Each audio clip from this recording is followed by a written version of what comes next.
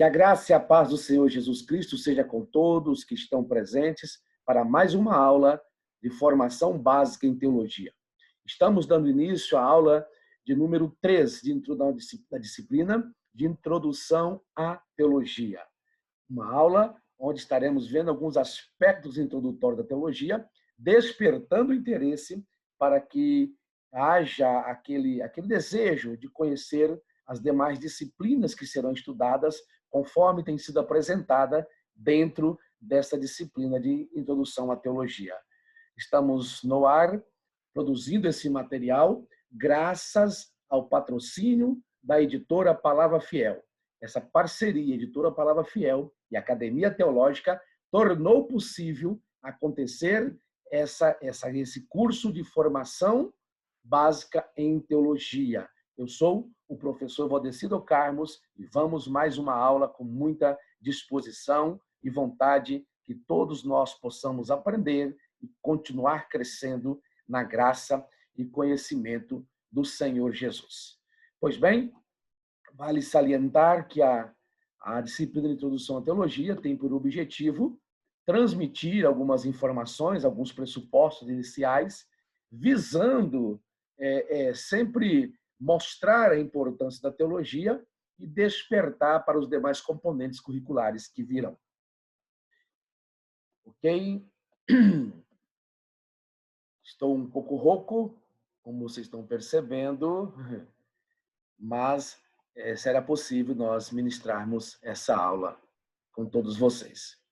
Vamos falar um pouquinho a questão da teologia na universidade. Vamos rever um pouquinho da trajetória histórica da teologia. Nós já mencionamos a sistematização da teologia, a importância das doutrinas bíblicas, né? Estudar a teologia sistemática. Já falamos alguns aspectos da soteriologia, suas nomenclaturas. Agora vamos falar sobre a teologia da universidade. Vamos falar de alguns pressupostos necessários para um bom teólogo, que são pressupostos que irão ajudá-lo no processo da hermenêutica bíblica. Mas antes, vamos passar um pouquinho, fazer um pequeno apanhado ou um pequeno panorama sobre o avanço da teologia para a universidade. É sair dos mosteiros, sair do âmbito simplesmente religioso, do âmbito simplesmente vocacional, para ir também ocupar outra área, que é a área universitária, abrangendo não só para vocacionados ao ministério, mas para aqueles que desejassem também conhecer um pouco mais acerca da teologia, estudar a teologia de forma sistematizada. Veja bem, até o período da história conhecido como período medieval, a teologia ela era um empreendimento eclesiástico. Estava limitada às catedrais, centro de estudo teológico. Mas na Idade Média isso tem uma transformação, isso tem uma mudança. Então ela sai desse âmbito aí de igrejas, de estudo eclesiástico, empreendimento eclesiástico, e passa a haver uma expansão maior. Ela vai crescer, ela vai se expandir para as universidades. E a partir desse momento que a teologia deixa de ser algo voltado apenas para a formação vocacional. Ela tem o seu papel vocacional? Tem. Ela tem a sua importância vocacional? Tem sim a sua importância vocacional. Ela tem sua finalidade vocacional, não vai deixar de ter. Mas ela não fica presa a uma finalidade vocacional, mesmo mantendo as raízes com a igreja, que tornou-se uma espécie de guardiã da teologia, considerando-a até como a rainha da ciência, mas você vai observar que no decurso desse desenvolvimento, ela não está presa à igreja, dependente da igreja, está enraizada na igreja sem dúvida nenhuma, mas não fica só no âmbito eclesial. Ela sai um pouquinho desse âmbito e vai parar nas universidades, ok? Então, a partir das iniciativas, principalmente da Universidade de Paris, a teologia ela migra, essa migração do âmbito eclesiástico, e vai para interesses além também da pessoa de Deus, ou seja, além de migrar do local da igreja para outros locais de ensino, ela também vai avançar, vai aumentar um pouquinho os seus estudos vão avançar consideravelmente, saindo do âmbito teológico e indo para outras áreas de interesses importantes principalmente para aquela época, porque começa agora a explorar várias áreas que têm implicações nos campos das doutrinas bíblicas. Então, não é só estudar a pessoa de Deus, é estudar também outros aspectos relacionados à doutrina cristã. Então, não estaremos só estudando a doutrina de Deus, só sobre Deus, a pessoa do Pai, a Trindade. Estuda-se também outras nuances da teologia cristã, outras doutrinas que fazem parte da teologia cristã. Pois bem, foi um grande avanço. Não resta dúvida que tal feito foi um avanço. Só que a teologia, acontece algo, segundo o Paul Francis Ford e o Gunnar Berg, ele diz que ela começa a ser refém dos acadêmicos. Se antes ficava só limitada à vocação de ser um bispo, de ser um padre, a vocação sacerdotal, agora ela passa a ser de âmbito geral, porém torna-se uma refém dos acadêmicos, gerando uma espécie de academicismo. É o que vai configurar o escolasticismo, que passa a ser o dono da teologia e aprisiona ela apenas uma forma acadêmica de se estudar, de se pensar. Então, conforme as palavras de Paul Francis Porta e Gunnar Berg, o que deveria ser para a edificação de todos os cristãos e para a redenção dos povos foi ocultado os recônditos do mundo acadêmico, o que estava muito mais ocupado em defender a teologia do que divulgá-la. Ou seja, ele estava preocupado mais em defender a teologia, em mostrar sua importância, em estudar seus valores, seus conceitos, aprimorar-se no estudo, avançar-se no estudo teológico, mas não tinha interesse de difundir essa teologia, de divulgar essa teologia, de aplicar essa teologia no âmbito prático. Era apenas uma questão de pensar acadêmico, de saber acadêmico. Isso caracteriza o início dentro dos meandros do catolicismo. Somente com o advento da Reforma Protestante do século XVI é que houve o retorno às Escrituras. Vale lembrar que o período que compreende, embora haja divergência, a Idade Média vai do século IX até o século XVI, propriamente dito, onde a Reforma Protestante, acontece a Reforma Protestante. E com a Reforma Protestante é uma mudança. Então, o academicismo teológico, que havia amordaçado a voz de Deus dentro das teologias ensinadas até então, dentro dos centros universitários, e serviu para desviar, afastar da igreja a sua vocação, das verdades fundamentais que deveriam ser transmitidas ao povo, agora, com a Reforma Protestante, ganha novos ares. A Reforma Protestante traz uma abertura muito grande, e é nessa época que começa a ter os princípios da Reforma fundados nos 5 solas, nos 5 somentes, conhecido posteriormente como somente a Escritura, somente a graça, somente a fé, somente a Cristo, somente a Deus toda a glória, assim por diante. Com o advento da Reforma Protestante, começa a haver uma mudança maior no cenário teológico e a teologia passa a ser estudada, não é mais prisioneira de um âmbito acadêmico, não é mais prisioneira de do âmbito, digamos assim, eclesiástico, porque todos podem interpretar, podem conhecer escrituras a partir da Reforma Protestante. Então, 31 de outubro de 1517 é a data que se comemora que o início da Reforma Protestante, ou o marco inicial da Reforma Protestante. Por isso, todo 31 de outubro é considerado o dia da Reforma Protestante. Então, os abusos existentes até então, onde a autoridade da Bíblia era perdida, foi perdida, começa a ganhar novo viés. A Bíblia agora passa a ter caráter mais autoritativo.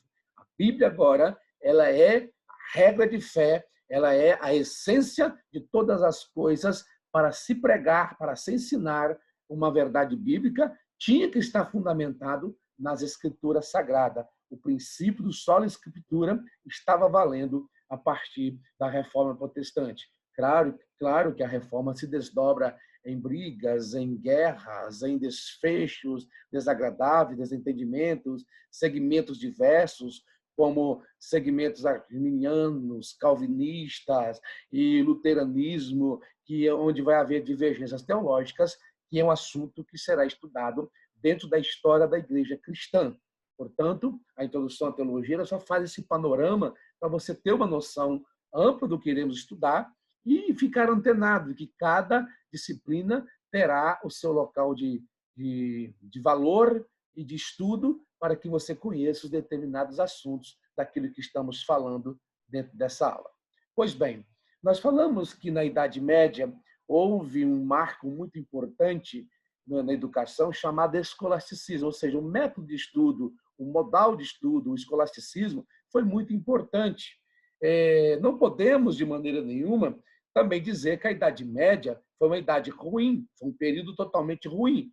Teve os seus prejuízos, teve as suas consequências ruins, mas também teve coisas boas. Se produziu muitas obras, se produziu muitos pensamentos bons. Houve também grande avanço no conhecimento bíblico-teológico. Ok? Então, o que é o escolasticismo? Vem da palavra grega, né? Escola, que significa lugar onde se aprende. O termo foi aplicado a professor na Escola Palaciana de Carlos Magnus. Os eruditos medievais utilizavam a filosofia do estudo da religião e da teologia. O escolasticismo é a tentativa de você procurar racionalizar a teologia, ou seja, procurar aplicar, juntar fé e razão, conforme diz Tomás de Aquino. Então, a teologia ela se sustenta com fé e com razão, ou seja, a Bíblia deve ser interpretada e sistematizada pelo prisma da filosofia, principalmente aristotélica. Claro que há também uma influência platônica, mas a base é justamente o modal aristotélico. Por isso, dentro desse período do escolasticismo, a filosofia ganha muita força e a Bíblia é estudada pelo viés, pela perspectiva filosófica. Quando se estuda a filosofia medieval, não tem como desassociá-la da teologia, porque está intimamente ligada, está interligada a filosofia medieval e a teologia. A causa principal do escolasticismo foi a emergência na Europa da filosofia de Aristóteles. Então, o escolasticismo ele se expande devido ao interesse dos mendicantes, né, pelo uso da filosofia no estudo da revelação bíblica. Ela se expande aos segmentos dos mendicantes, à ordem dos mendicantes, com a filosofia, estudo a Bíblia a partir desse viés. A escolástica é parte da época que por muito tempo foi compreendida como Idade das Trevas. Volto a dizer e a reforçar aqui, o período medieval, que muitos dizem como Idade das Trevas, eu creio que é uma fala um pouco forçada, um pouco exagerada, porque não foi bem Idade das Trevas, embora houve sim um problema, houve negligência da igreja, houve um grande crescimento da venda de indulgências, houve tantas, digamos assim, desvios doutrinários, houve abuso de poder, houve morte desnecessárias por causa da religião. A Igreja Católica dominava, o catolicismo dominava, ele tinha todo o poder na sua mão, poder de vida, poder de morte, tudo isso ocorreu de fato, e o que vai resultar no que é chamado Reforma Protestante. Claro que tem suas mazelas, e mazelas que jamais serão esquecidas e apagadas. Isso é óbvio que aconteceu. Mas, quando falamos de Idade das Trevas, estamos dizendo, então, que não tem nada que presta, mas não é bem assim. Nessa Idade Média, que é chamada também Idade das Trevas, da onde a escolástica faz parte, alguns chamam de Idade da Luz, porque muitas coisas do modelo educacional que temos hoje, da estrutura social, vem desse período. Então, a escolástica ela surge nessa época para trazer uma compreensão da cristandade. Ela surge nessa época. E interessante observar que na Idade Média foi a época que o cristianismo alcançou uma estabilidade institucional e intelectual. Houve um avanço intelectual, houve um crescimento intelectual. Estou apontando lados positivos desse período. Então, claro que tem os negativos, como nós conhecemos, através da história da igreja, das grandes atrocidades cometidas, ok? Esse período conhecido como Idade Média, e também onde há muitas divergências de historiadores quanto às datas, tem uma delimitação que vai do século IX até o século XVI, conforme eu falei no início. Agora, veja bem, o escolasticismo ele é um método filosófico que foi aprimorado nas universidades da Idade Média. Então, a escolástica ela tem uma forte influência que vem do platonismo, principalmente do aristotelismo, de Aristóteles. Preste bem atenção no que eu quero dizer. Por que não chamamos de Idade da Média? Uma das razões é que se produziu obras nesse período, é que se produziu conhecimento nesse período. Então, não dá para chamá-lo simplesmente de Idade das Trevas, totalmente perdido. Houve coisas ruins? Houve. Houve coisas negativas? Houve. Houve abuso de poder por parte da igreja da época? Houve. Houve negligência espiritual? Houve. Houve um afastamento do povo da palavra de Deus, das doutrinas centrais? Claro que houve também tudo isso. Tudo isso ocorreu. Mas também foi um período que se produziu literatura, se produziu pensamento, elevou-se o pensamento, produziu cultura nesse período. Então, há duas grandes obras desse período que pode ser destacada, são as questões disputadas sobre a alma e as questões disputadas sobre as criaturas espirituais. Então, isso aí são duas obras importantes que vêm do grande doutor da igreja, Tomás de Aquino, ou São Tomás de Aquino, Santo Tomás de Aquino, que foi um dos principais pensadores da escolástica. E vale lembrar que a patrística, aquela teologia que vem dos pais da igreja, ou seja, o estudo da patrística, a teologia dos pais da igreja, o estudo dos pais da igreja, também foi estudado nesse período. Também foi usado nesse período e tinha valor autoritativo, ou seja, aquilo que os pais da igreja disseram tinha peso, tinha valor, tinha credibilidade, tinha autoridade sobre os escolásticos. E nesse período, onde a doutrina sistematizada se torna, digamos assim, estudada novamente por um prisma, por um outro prisma, leva-se em consideração tudo que foi pensado pelos pais da igreja. Na escolástica, a teologia cristã, ela alcança o seu ápice, ela cresce. Estamos falando de teologia, estamos falando do desenvolvimento da teologia. Então, é muito comum nos doutores escolásticos a gente ver citação dos pais da igreja e dos seus escritos e da autoridade que eles davam aos seus escritos. Quando nós estivermos estudando a história da igreja cristã, os períodos da igreja, do Pentecostes até a Reforma, da Reforma até os dias atuais, estaremos nos deparando com todos esses períodos estudados de forma didática, didático-pedagógica, onde você possa compreender o que ocorreu em cada período, os principais movimentos em cada período, os principais acontecimentos em cada período e problemas existentes também nesses períodos. Quando alguns historiadores, ou quando até mesmo algum pensador atual queira dizer, queira afirmar que a Idade das Trevas não pode ser chamada totalmente de Idade das Trevas, ele está dizendo no sentido da produção cultural, da produção intelectual, do desenvolvimento intelectual, do crescimento teológico também que houve nesse período. Obviamente que esse crescimento intelectual que houve não levou muitos a temerem a Deus. É óbvio que nós percebemos que, com todo o avanço teológico e intelectual que aconteceu, não impediu que houvesse, por parte da igreja, um afastamento de Deus e das doutrinas centrais da fé cristã para conduzir o povo a uma vida centrada e ligada em Cristo. Afastou-se da vida prática das Escrituras, afastou-se muitíssimo, um afastamento natural e claro da pessoa de Cristo como único e suficiente Salvador. Tudo isso ocorreu também nesse período. Por isso, a reforma protestante é justificada. Muito bem. O autor João Décio Passos, no seu livro Teologia e Outros Saberes, ele informa que as primeiras universidades lançaram o germe da livre investigação e construíram o edifício metodológico e político das academias atuais. Segundo Passos, a educação do sujeito autônomo para ser, pensar e agir permanece como desafio é o ideal da universidade atual. A teologia, por sua vez, sustenta esse valor como algo essencial à vida. Por quê? Para tanto, pretende contribuir com a educação do ser humano em todas as suas dimensões e múltiplas relações. A teologia, ela tem um papel de estar na sociedade. Ela tem um papel também de dialogar com a sociedade, com o contexto atual, com os problemas que existem na atualidade, com as questões que são levantadas dentro da sociedade.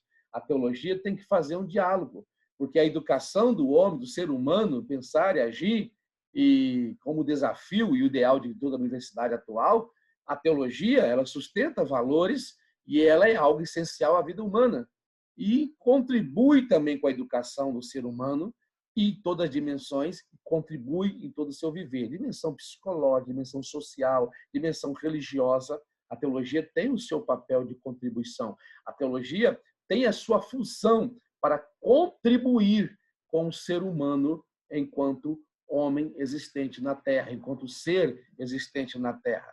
Então, não se pode descartar a teologia das esferas públicas. A teologia tem que dialogar com a política. A teologia tem que dialogar com a ética. A teologia tem que dialogar com a sociologia. A teologia tem que dialogar com toda a esfera da sociedade, com os saberes que existem na sociedade. É possível fazer esse diálogo mantendo princípios que não podem ser negociáveis. Há princípios que jamais poderão ser negociáveis. E esses princípios continuarão sendo mantidos dentro do âmbito acadêmico, dentro do âmbito de profissão de fé, né, de demonstração de fé, cada vez mais desenvolvendo uma teologia sólida e válida para a nossa vida, para a nossa existência. Diz ainda o João Passos que o ser humano é a meta de toda ação pedagógica. O alvo é o ser humano, a ação pedagógica é o homem, tanto na longa tradição cristã. Tudo que for humano, autenticamente humano, vai ser cristão. Da mesma forma que tudo que for cristão será humano. O que ele quer dizer é o seguinte: quanto mais cristãos nos tornamos, mais humanos seremos. Quanto mais perto de Deus nós estivermos, mais cristão nós seremos. E tudo que for verdadeiramente humano, sem, claro, todas essas mazelas do mal existente na natureza pecaminosa do homem, vai demonstrar cada vez mais que o homem está cada vez espiritualizando, está se espiritualizando mais, está chegando mais perto de Deus. Então, quanto mais humano, mais sensível o homem se torna, ele é sinal de que ele está evoluindo espiritualmente e chegando mais próximo de Deus. Veja bem, ainda sobre a contribuição da teologia. A teologia tem como objetivo último contribuir com a compreensão do significado profundo do ser humano na história. Qual a sua existência? Por que você vive no mundo? Qual a sua finalidade? E assim por diante. Não se trata de impor uma visão de fé. Não se trata de impor uma visão de credo, mas de propor uma interpretação que, a partir das referências de fé que nós encontramos, venhamos encontrar e oferecer elementos que, com as demais abordagens, possamos compor a visão mais ampla do profissional que será formado e oferecido à sociedade após anos de educação superior. Então, é necessário esse diálogo, é necessário essa visão. Por isso, a teologia tem como procurar levar o indivíduo a compreender o significado do ser humano em todos os seus aspectos, na história, na sociologia, na psicologia, em tudo. Você vai compreender o ser humano por completo. É possível fazer esse diálogo a partir de exemplos de fé encontrados na Bíblia, dentro de muitas, vamos dizer assim, dentro de muitos contextos diferentes. Quando estamos falando isso, nós não estamos querendo dizer que a teologia ela tem que ceder a ideologias contrárias à fé. A teologia tem que ceder, abrir mão de valores que não podem ser deixados de lado, de maneira nenhuma. Há valores que jamais iremos abrir mão. Há princípios estabelecidos pela palavra que a teologia vai realçar que nós não abriremos mão. O intuito dessa primeira parte da aula é fazer para você um breve panorama da teologia nas universidades. E é óbvio que esse avanço da teologia nas universidades também tem descaracterizado a teologia enquanto ciência, enquanto princípio que estuda a palavra de Deus, buscando compreender Deus, as doutrinas bíblicas, de acordo com que são reveladas. Nessa tentativa de dialogar com o mundo, nessa tentativa de estar em sintonia com os movimentos sociais, com tudo o que acontece na atualidade, até mesmo com comportamentos sociais, tem levado muitos segmentos teológicos a abandonar os princípios essenciais da fé cristã, adotando novos modais que não são benéficos, porque vão desestabilizar ou vão desconstruir o alicerce construído até mesmo pelos pais da igreja no que diz respeito à doutrina de fé essenciais e ao resgate da essência promovida pela Reforma Protestante, que é principalmente a Bíblia como caráter autoritativo em questão de fé, como caráter autoritativo em questão de princípios. Vai mover todo o ensinamento, alguns diálogos vão acabar levando a teologia a caminhar à beira de um precipício teológico que, às vezes, serve para afastar a pessoa de Cristo, onde Cristo deixa de ser o centro da sua salvação, segundo os princípios e os métodos e modos apresentados na palavra de Deus. Então, o avanço da teologia, que como vem avançando o escolasticismo, depois pós-reforma protestante, sai dos âmbitos de seminários hoje na atualidade e dos institutos bíblicos e começa a ter também para as universidades, passando a ser reconhecido pelo MEC, passando agora a ser um curso considerado nível superior, autorizado, reconhecido pelo MEC, leva também a um perigo. Leva a um perigo de se comprometer com princípios que não são da palavra de Deus, com princípios que não são, digamos assim, fundamentados na fé. Leva a se comprometer com princípios nocivos à fé e nocivos à palavra de Deus. É por isso que mesmo com esse avanço que foi benéfico, você poder estudar teologia dentro de universidades e faculdades que oferecem os cursos reconhecidos pelo MEC, tem suas vantagens, tem seus benefícios, porque você passa a ter um curso superior em teologia e é contado como nível superior, só que também há o perigo de entrar por caminhos que não vão manter a integridade teológica da sua fé. Então, é preciso tomar cuidado com isso e, quando você for para uma faculdade de nível superior, ter o cuidado de escolher uma faculdade que preze pelos princípios da fé cristã, que preze pelos princípios estabelecidos na Bíblia, realçados na Reforma Protestante através dos 5 solas. Então, é necessário ter esse princípio em mente, conhecer essas verdades, para que você não entre numa teologia, numa faculdade que tem uma teologia liberal, onde já não aceita mais a suficiência da Bíblia como palavra de Deus, onde já não crê mais na inerrância da Bíblia, onde não tem a Bíblia como a autoritativa em questão de fé e comportamentos e assim por diante. Eu desejo a todos a mais rica bênção de Deus para a sua vida e que você possa continuar crescendo na graça e no conhecimento. É bom refletir, para que você reflita nessa primeira parte da aula, numa época em que nós vivemos, onde há um relativismo em várias áreas da vida. Relativismo moral, relativismo espiritual, relativismo diverso, onde há um pluralismo religioso, onde há um multiculturalismo. Nós até poderíamos ver a teologia como obsoleta, que não poderia ter uma resposta para os dias atuais, porque, afinal de contas, a Bíblia é tão antiga, ela foi escrita em épocas tão distantes da realidade que vivemos, mas será que a teologia não pode responder aos anseios humanos? Será que a teologia não tem condições de responder ao homem atual? Não tem como trazer uma voz ao homem atual? Eu digo para você que tem. A teologia, ela consegue dialogar com essa sociedade, mantendo os seus princípios estabelecidos na palavra de Deus, para que você traga uma mensagem de esperança, uma mensagem de fé e uma mensagem de transformação nos dias que nós vivemos. Para muitos, a teologia não tem condições de oferecer nada à cultura contemporânea. Mas o correto é que a teologia responde ao contexto cultural variável. A teologia tem responsabilidade para o seu contexto cultural e a igreja falharia em sua missão caso proclamasse uma mensagem que não fosse aplicável ao contexto em que se encontra. Se você não conseguir aplicar a mensagem de Deus no contexto em que vivemos, estamos falhando nossa missão. Quando me refiro a aplicar a mensagem de Deus no contexto em que vivemos, eu estou me referindo a pegar os princípios da palavra de Deus, a pegar a mensagem da cruz, a mensagem de Deus e pregá-la nos dias de hoje, respeitando a diversidade cultural, respeitando a diversidade ideológica, respeitando tudo isso, obviamente, que devemos respeitar. Porém, mostrando que a palavra de Deus é a que tem caráter autoritativo.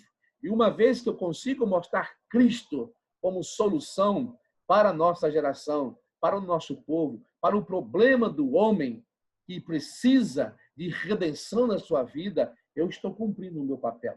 Eu estou tendo uma mensagem aplicável à sociedade. Muitas vezes nós pensamos que contextualizar uma mensagem é concordar com o mundo, é conformar com o mundo, é conformar com aquilo que o mundo vem vivendo, o contramão de Deus, andando na contramão de Deus. Não.